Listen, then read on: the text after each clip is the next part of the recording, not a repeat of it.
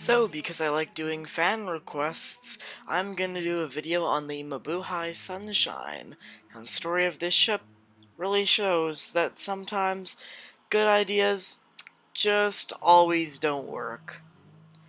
And by the way, if you're wondering where I've been and why I failed to post on Sunday, I was busy, and plus I have a life, so, you know. Wait, actually...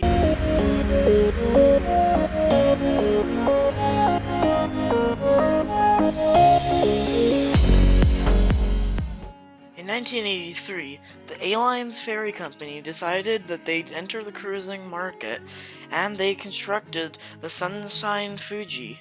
She decided she'd do short cruises around Japan until eventually the airlines decided they'd let the big boys do all the work, and so they sold the Sunshine Fuji. During her time in Japan, she had a very uneventful life and was very popular. In the 1990s, William Lines decided that they would make another sister company. This sister company would be basically a company which carried a similar name to William Lines, similar branding, and also William Lines owned a 50% stake in the company. This company was Mabuhay Holiday Cruises. I'm pretty sure the only reason they named it Mabuhay Holiday Cruises, even though the other company was called William Lines, is because William Lines had a series of ships called Mabuhay 1, Mabuhay 2, you know, all that stuff, and so the name Mabuhay was not only a Filipino word, but also a word associated much with big ships. And since many people in the Philippines at the time and still today confused the big ferries for cruise ships, they decided to go all in and create a cruise ship company called Mabuhay Holiday Cruises. The ship was beautiful and had many rooms as well as entertainment spaces and even a pool. However, this is where the story quickly goes downhill.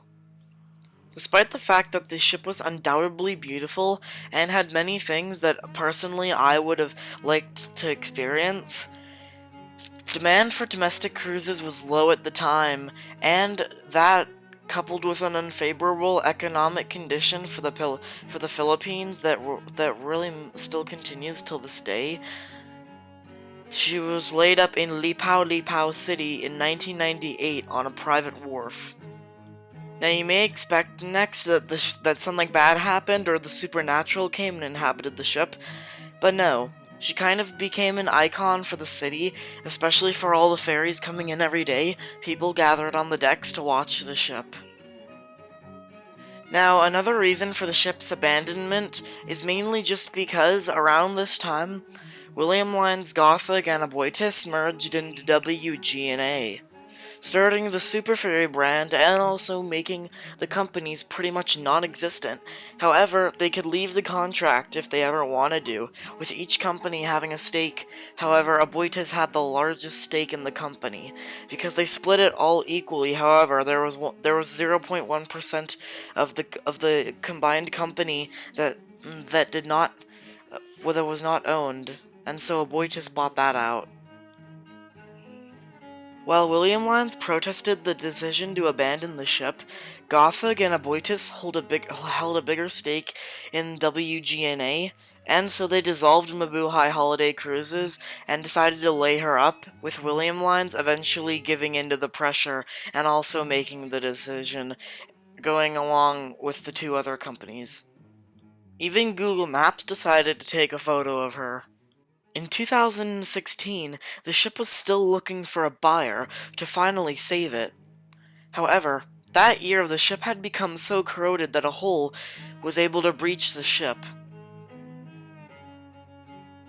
The ship sank when only the uppermost decks were visible, and she still became a landmark even though the Philippine government was trying to actually notice it for once and began to place pontoons around to prevent pollution. She was then razed, but unfortunately afterwards the city lost their iconic landmark, and the ship had sat there for so long that it looked so dirty and no one could actually save it. Therefore, she was scrapped, and by 2018, nothing remained of the vessel. So, why did people not go on Mabuhay holiday cruises? Would you like to sail on the ship? And how the heck did Elmony get their hands on one of her lifeboats? That's a very good question.